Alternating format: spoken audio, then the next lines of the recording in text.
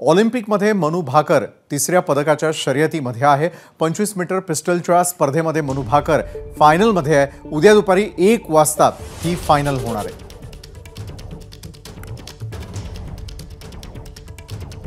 ज्येष्ठ क्रीडा पत्रकार संदीप सर आपल्याबरोबर यावेळेला जोडले गेलेले आहेत। ते या संदर्भात अधिक माहिती आपल्यापर्यंत पोहोचवतात। संदीप जी, ऑलिम्पिकमध्ये मनू भाकर खरं तर तिसऱ्या पदकाच्या शर्यतीमध्ये आहे, त्यामुळे आता आशा आणखी उंचावणार आहेत। काय नेमकं घडतंय?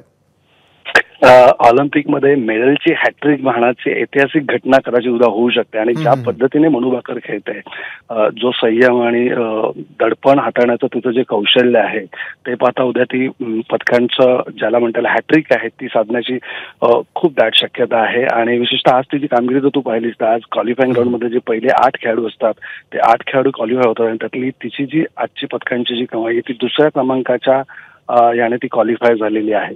विशेषतः या 25 मीटर पिस्तूल प्रकारामध्ये आतापर्यंतचा आपला वर्ल्ड रेकॉर्ड जो आहे हा भारतीय खेळाडूच्या नावावर आहे। संगवान म्हणून आपली खेळाडू होती, तिने 2003 साली जो वर्ल्ड रेकॉर्ड केला होता तो अजूनही कायम आहे, परंतु महिलांच्या ऑलिम्पिक मेडलने मात्र आपल्याला आज खुलकावणी दिली होती।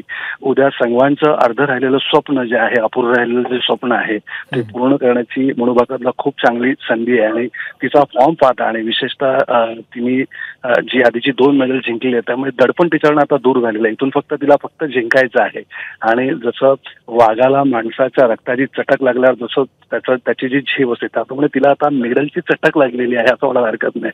सो उद्या आपल्या तमाम भारतीयांना विजयाची हॅट्रिक, ही मेडलची हॅट्रिक आहे ती पाहण्याची संधी मिळेल आणि मला असं वाटतं हा भारतीय क्रीडा क्षेत्राच्या इतिहासातला सर्वात मोठा क्षण असेल, कारण आजवर कोणत्याही भारतीय खेळाडूने एका ऑलिम्पिकमध्ये 3 मेडल जिंकलेली नाही। यापुढे सुद्धा 3 मेडल जिंकण्याची शक्यता फार दुर्मिळ आहे, त्यामुळे खूप मोठा ऐतिहासिक क्षण भारतीय क्रीडा क्षेत्रासाठी असेल। नक्कीच सगळ्यांना प्रतीक्षा तीच आहे। धन्यवाद आपण दिलेल्या सविस्तर माहितीसाठी। तर 25 मीटर पिस्टलच्या स्पर्धेमध्ये मनू भाकर ही फायनलमध्ये उद्या दुपारी 1 वाजता फायनल पार पडेल।